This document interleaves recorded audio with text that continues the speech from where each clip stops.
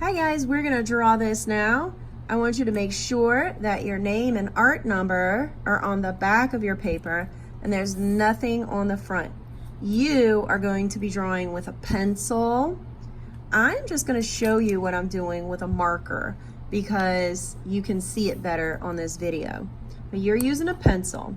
The first thing I'm gonna do in this picture is I'm going to make my horizon line, the thing that separates the foreground from the background. Your horizon line can be bumpy like this, or it can be straight.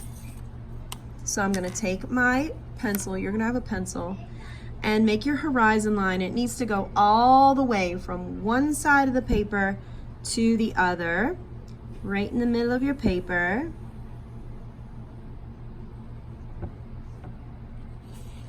Give me a thumbs up as soon as you got your horizon line. Good. Now I'm gonna make the sunshine, but no rays. I just wanna make a circle, that's the only thing.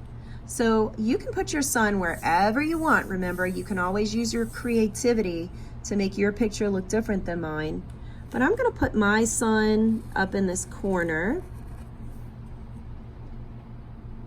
Thumbs up when you have your sun. Just a circle, no rays.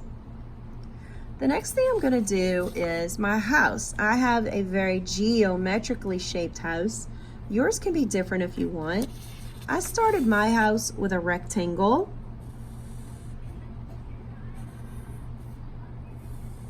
Make sure your house is nice and big.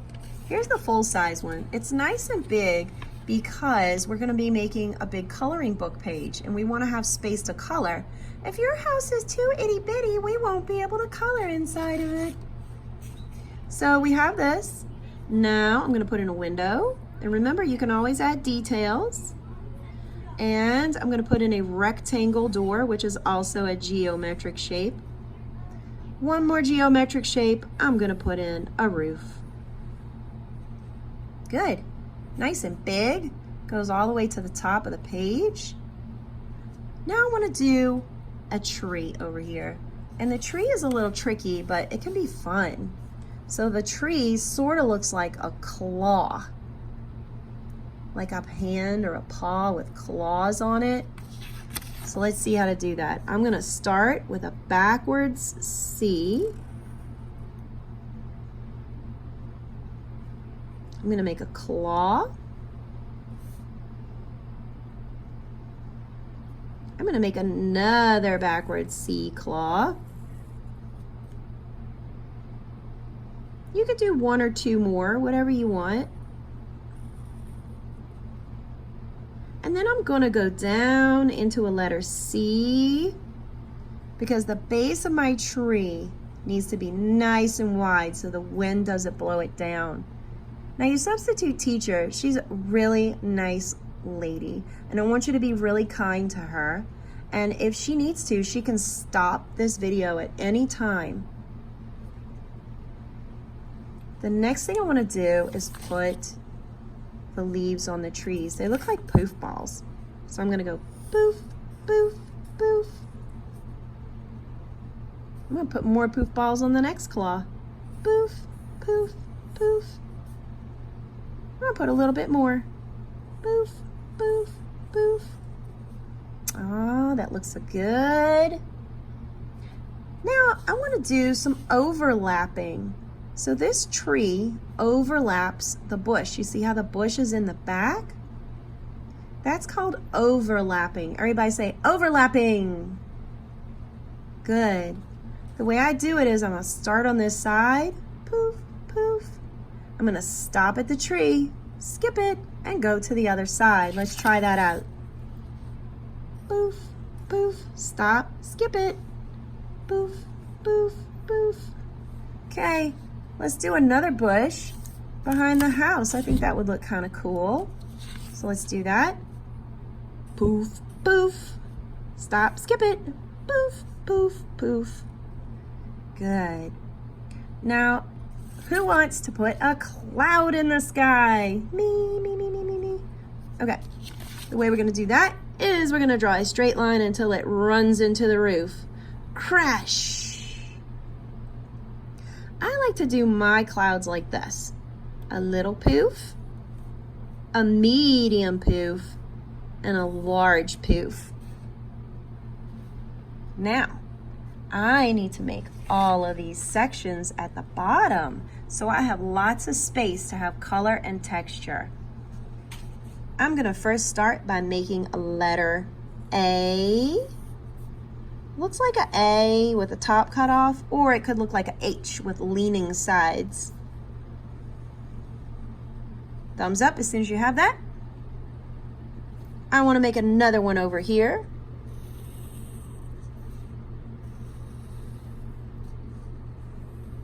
Now I have all these sections that are kind of big and I want to cut them in half. I could use a line that goes sideways like the slide on the playground. Who remembers what that kind of line is called? Yell it out. Did I hear somebody say diagonal line? Let's make some of those. Diagonal here. We can make a diagonal here. We can make a diagonal here. Yay. Now we have all this place to color in. The next step I want you to do is look in your white box that has just the black crayons in it and get one black crayon. And I want you to outline every single thing. You're going to outline the tree, the bush, these lines. Don't forget your horizon line, your house, your cloud, your sun. And we're going to do this with the sun. We're going to go down. We're going to go across. We're going to run into everything around it with the rays of the sun. Okay? Once you're done outlining everything in black, and this might take a while, so the substitute will probably pause the video so you can do this part. Now I'm going to show you the next part. Now that you're done outlining everything, I'm going to move this paper. I have it taped because I'm trying to do all this with one hand. Kind of crazy. Okay. I want to see about these texture plates. Right now I want you to put your hands in your lap and you're not going to touch anything yet. I'm going to come over here and I'm looking at these texture plates. Oh, there's so many to choose from. These have texture, and we're going to do like we did last year when we put a leaf under our paper and rubbed on the leaf to make those rubbings. But this time we're going to use these texture plates. Now the texture plates have two sides. We don't want to color on the texture plate like that. That's a no-no. But what we're going to do is we're going to put the texture plate under our paper. So let's try this out. Let's see what this one looks like. You're going to hold your texture plate with one hand. Hold it still so it doesn't move around. And with the other hand, you're going to lay your crayon down. Go to sleep. And pinch it. Ow! And rub. Ooh, cool texture. But let's see what else this texture plate does. I'm going to flip this one over. Let me see what the other side looks like, if it looks any different. Ooh, it does. Look at that. There's so many different texture plates here, and I want you to try different things. So I want you to try different colors, and I want you to try different textures. This is one texture, a different texture, a different texture, a different texture.